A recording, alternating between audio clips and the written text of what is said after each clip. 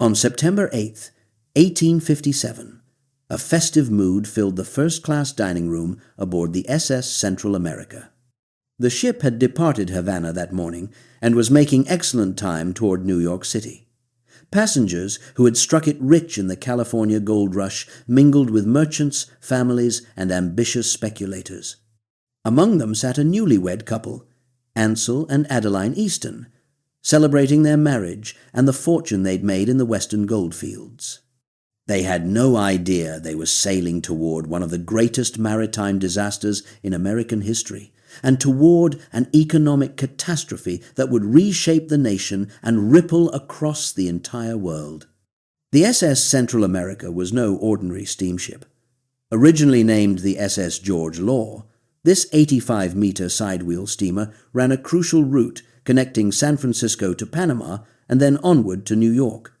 It was a floating artery of the American economy, transporting mail, passengers, and something far more valuable: California gold. By 1857, this steady stream of precious metal had become essential to the functioning of American finance. The ship's nickname, the Ship of Gold, wasn't just marketing, it was a simple truth. The story of how a single ship became so important begins with one of the most transformative events in American history. Just a few years earlier, on January 24th, 1848, gold was discovered along the American River in California. News of the discovery spread like wildfire. Within months, over 300,000 people from around the world flooded into Northern California's remote valleys. They came with pans and pickaxes, dreams and desperation. They came because gold meant escape from poverty, freedom from debt, and the possibility of genuine wealth. Some struck it spectacularly rich, most did not. Yet even the modest successes of the average miner meant enormous quantities of gold were being extracted from the earth every single day. This wasn't just personal wealth. This was the literal monetary foundation of the American economy. Gold was money, and the steady flood of California gold was fueling an unprecedented economic expansion across the entire nation. Banks opened branches. Railroads laid new tracks. Land prices soared. Businesses expanded. The economy of the 1850s was running on the promise of endless California wealth. To manage this glittering river of bullion, the United States government established the San Francisco Mint in 1854. In just its first year of operation, the mint struck $6.8 million worth of gold coins. Year after year, freshly minted double eagles, beautiful $20 gold coins stamped with the year of minting and the mint mark S for San Francisco left the mint destined for the eastern financial centers. These coins, along with gold bars, nuggets, and bullion, made their way onto ships headed east. They represented the lifeblood of American commerce, the substance upon which credit, investment, and growth all depended. By the summer of 1857, however, something had changed in the American economy. The easy gold was becoming harder to find. The rush was beginning to taper off. Mines that had produced fortunes required deeper shafts, more equipment, and larger investments. The population of prospectors was declining. Gold production, for the first time since the discovery, was no longer surging. It was leveling off. This slowing of the gold supply wouldn't have mattered much in a healthy economy. But the American economy was not healthy. Throughout the 1850s, the nation had been on a speculative frenzy. Railroad companies, in particular, had become the object of wild investment enthusiasm. Fortunes were bet on the idea that railroads would connect every corner of America and generate unlimited profits. Eastern banks and European investors poured money into railroad securities. The railroads, in turn, expanded rapidly, sometimes without regard to whether their routes would actually generate profitable traffic or whether they could service their debts. By mid-1857, reality was catching up to fantasy. Railroad securities began to wobble. Investment confidence cracked. People whispered nervously about overextension and irrational exuberance. Then, in August 1857, a domino fell that would trigger the collapse of the entire structure. The Ohio Life Insurance and Trust Company, one of the most prominent financial institutions in the country with major operations in New York, announced it could no longer meet its obligations. The company had engaged in reckless lending, particularly to railroads, and had suffered catastrophic losses through fraud and mismanagement. The announcement sent shockwaves through the financial system. If Ohio Life could fail, what other institutions were in danger? Panic began to spread. Depositors rushed to their banks, demanding to withdraw their money. Banks began calling in loans. Credit froze. The confident boom of the early 1850s suddenly seemed like a distant memory.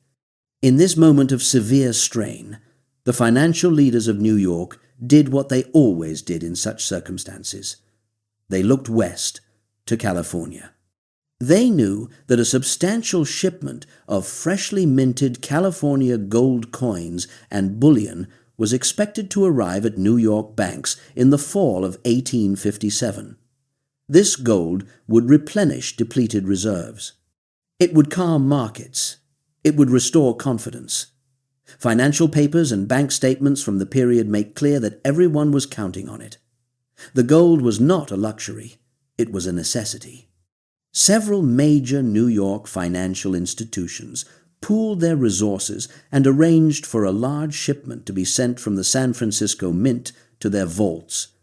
The amount was enormous. Approximately 30,000 pounds of gold bullion and fresh minted coins. In 1857 dollars, it was worth approximately $2 million. In today's money, adjusted for inflation and the price of gold today, that would be roughly $300 million to $765 million. The gold arrived at the port of Aspinwall, modern-day Colon, Panama, after traveling from San Francisco via the newly completed Panama Railroad. There it was carefully loaded aboard the SS Central America on September 3, 1857. The ship's captain, William Herndon, was known as one of the most capable and conscientious commanders in the Pacific Mail steamship line. His ship was well maintained, his crew was experienced, and the voyage to New York had been made successfully hundreds of times before.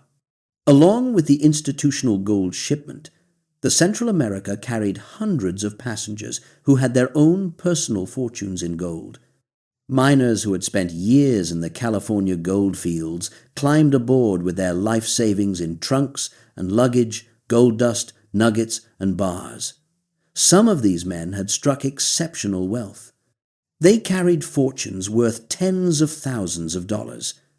The ship that left Panama on September 3rd was far more than a vessel. It was a floating representation of American economic hope.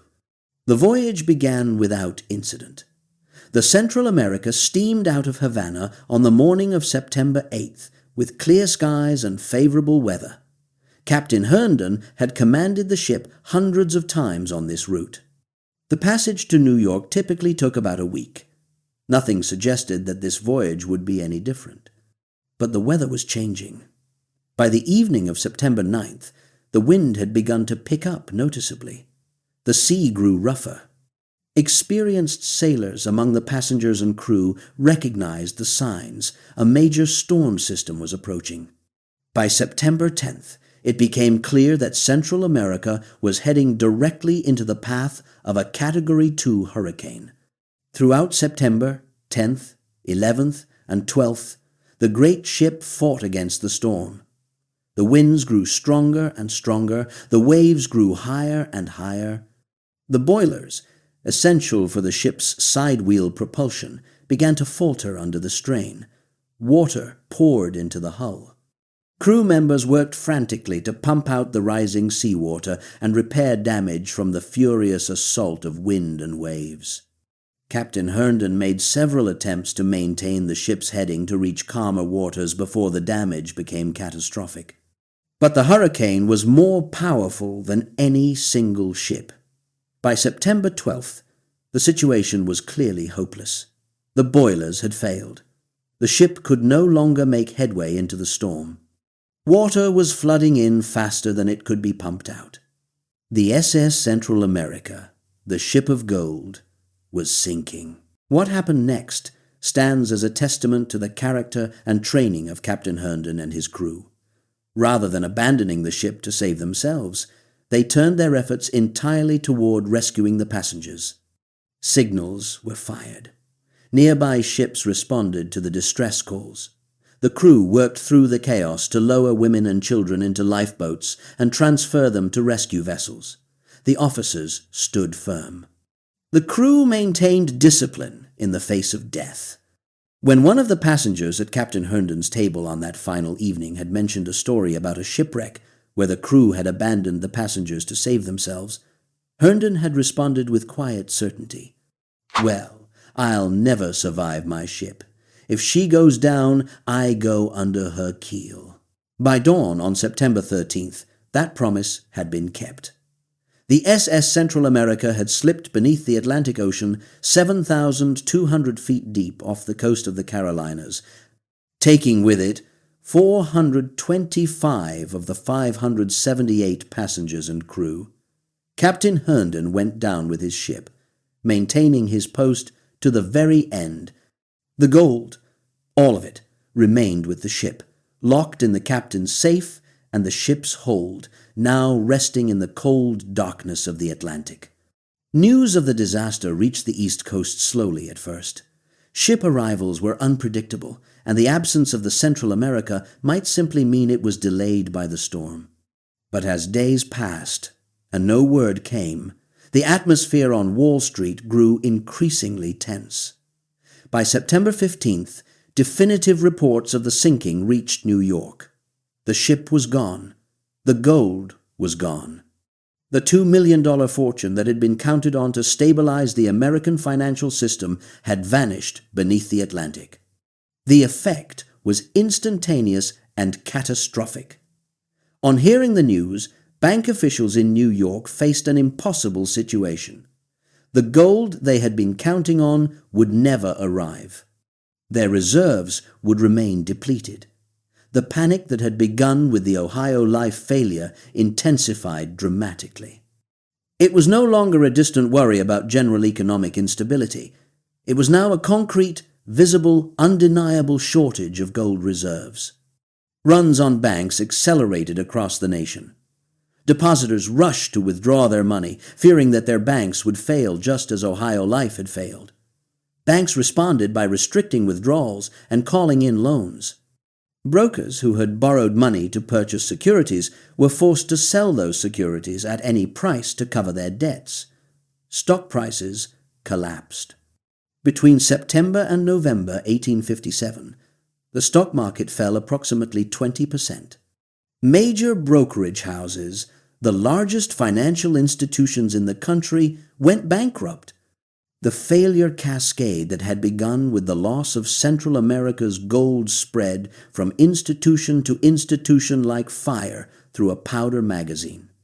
Businesses that had been prospering suddenly found themselves unable to access credit.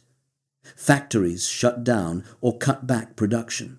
Workers were laid off. Unemployment, which had been minimal during the boom years, surged across the country. The panic was not confined to New York or even to the eastern financial centers. The telegraph had connected American cities, and bad news traveled fast. The effect spread across the entire continental economy. Agricultural regions that had thought themselves immune to financial crises suddenly found themselves unable to sell their grain and livestock.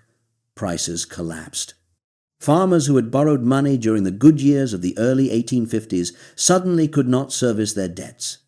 What had seemed like a local financial panic originating from a single institution's mismanagement had transformed into something far larger. It had become what historians now call the Panic of 1857, the first worldwide economic crisis. The financial shock did not stop at American borders.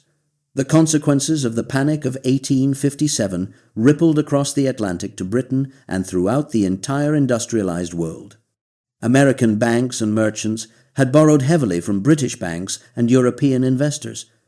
When American institutions began to fail and American debtors could no longer service their loans, the crisis spread eastward. Banks in London and throughout Britain found themselves facing the same run on deposits that had paralyzed American institutions. The shock was severe enough that the British government took an extraordinary step.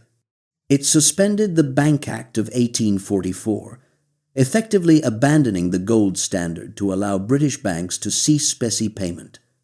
This drastic action underscored just how serious the crisis had become. Britain had operated under the strict constraints of the gold standard for decades. The fact that the government felt forced to abandon it, even temporarily, shows how desperate the situation was. Financial concerns spread from Britain to South America, South Africa, Australia, and the Far East. Banks across the world found themselves unable to withdraw their investments held in the United States and Britain. The networks of international finance that had been woven together over previous decades suddenly seemed fragile and dangerous. Institutions that had seemed secure were revealed to be vulnerable. Trust evaporated. As trust disappeared, so did investment. Companies that had been planning expansion canceled their projects. International merchants scaled back their operations. The global economic contraction that followed the Panic of 1857 was severe and long-lasting. Recovery would take years. In the United States, particularly, the effects cascaded through all levels of society. Agricultural communities that had believed themselves isolated from financial speculation suddenly discovered they were deeply connected to distant banks and credit networks. Farmers faced bankruptcy. Rural towns that had been prospering found themselves in depression. Unemployment remained high through 1858 and into 1859. In many parts of the country, not until 1859 did economic conditions begin to genuinely improve. Some historians have traced a direct line from the financial panic of 1857 to the political tensions that erupted just 4 years later into the American Civil War. The sectional divisions that had been building between North and South during the prosperous 1850s became sharper and more bitter as economic hardship spread. People who had been optimistic about the nation's future became suspicious and angry. The consensus that had held the nation together during good times fractured under the stress of bad times. The loss of the SS, Central America, and its gold cargo had set off a chain reaction that affected not just American finance but the entire global economic order. A single ship, a single storm, a single cargo of gold. These were the dominoes that set in motion one of the great economic crises of the 19th century. For 131 years, the SS Central America and its treasure lay hidden on the bottom of the Atlantic. Historians recorded what had happened. Economists studied the Panic of 1857 as one of the great instructive examples of financial instability.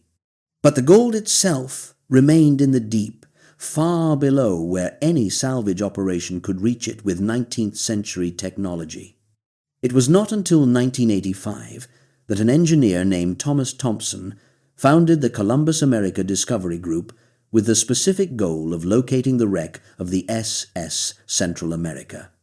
The task seemed nearly impossible.